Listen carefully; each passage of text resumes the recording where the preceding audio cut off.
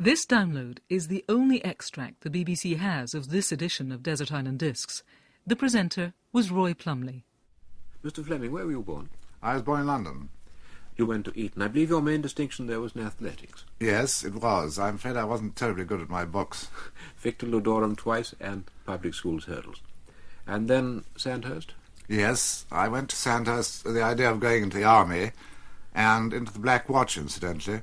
But then it was decided to mechanise the army, and me and a lot of my friends decided we didn't want to be what we thought then would be large-scale garage mechanics. So I had a go at the diplomatic and learnt my languages for it, and I passed in 7th, but there were only 5 vacancies, and so I decided not to have another go, but to go straight in and start earning some money. So I joined Reuters, which was the nearest thing to the diplomatic in a way, because I could use my languages, German and French and Russian. And I had a wonderful time in Reuters. Was a correspondent in Moscow and Berlin and all over the place. Mm-hmm. And, of course, I learnt there the sort of good, straightforward, or at any rate, straightforward writing style that everybody wants to have if they're going to write books. How long did you stay with them? I stayed with them for 3 years. But then I wanted to earn some more money, and Reuters weren't very keen on paying large sums in those days. I no doubt they're much better now. And so I went into the city. Mm-hmm. But I didn't get on very well there because I'm not very good at making money as such. How do you mean? Well, I mean, just pure making money. I must do something that entertains me. If it makes money at the same time, well, that's all the better for me. Yes. Well, then the war came along and you joined the Royal Navy. You became personal assistant to the Director of Naval Intelligence. Well, this led, not surprisingly, to some rather violent action, I believe. Well, not so much that, really. It was a very interesting life. I took part in the Dieppe raid, which was a very bloody affair, and I had some exciting adventures around the world, and altogether I couldn't have had a more interesting war, if one can have an interesting war. And presumably your naval intelligence experience provided some useful source material for your later books. Yes, it taught one what one could say in writing thrillers and what one couldn't say, and of course it taught you really how the intelligence machine does work. I can't say that, of course, I tell that exactly in my books because they're fiction and the whole thing is much larger than life. Mm-hmm. But as I say, at least it tells you what mistakes not to make. And when the war ended? Then I went to the Sunday Times, to the Kemsley newspapers, and I became their foreign manager. They didn't have a foreign department in those days, and it was my job to place correspondents all around the world and look after their welfare and see that they wrote plenty of intelligent stuff. Yes. Now, your books. You've written now, 11 James Bond books? Well, there's actually 12, because the next one has just gone to my publishers. Yes. There's one a year? There's one a year. So the first one then, 1950? 52, written in 51, I suppose, yes. Had you had this character growing in mind for a long time? No, I can't say I had, really. He sort of developed when I was just on the edge of getting married, and I was frenzied at the prospect of this great step in my life after having been a bachelor for so long, and I really wanted to take my mind off the agony, and so I decided to sit down and write a book. Yes. Is Bond based on any particular person or combination of persons? No, not really. He's a sort of fictional mixture of commandos and Secret Service agents that I met during the war, but of course entirely fictionalized. Yes. Is there much of you in it? I hope not. I mean, people do connect me with James Bond simply because I happen to like scrambled eggs and short-sleeved shirts and some of the things that James Bond does, but I certainly haven't got his guts nor his very lively appetites. Now, the first James Bond book was an immediate success. Yes, it was. How long do these books take you to write? 6 weeks to 2 months, the actual writing, but I never correct as I go along. I try and get pace into the narrative by sitting straight down at the typewriter.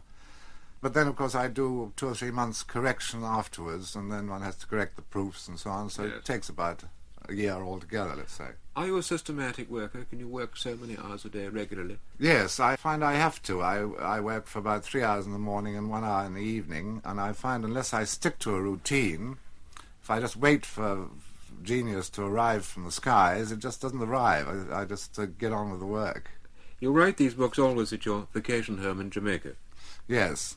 Do you look forward to writing a new one every year?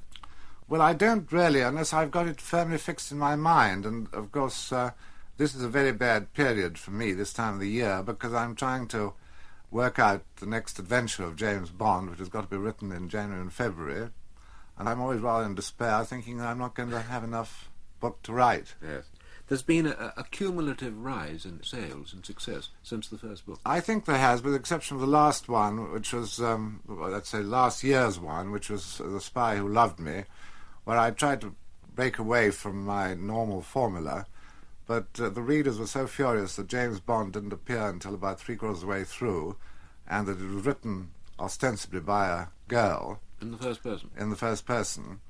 That I must confess that it wasn't a success, and it took quite a beating from the critics. And now the books are being made into films?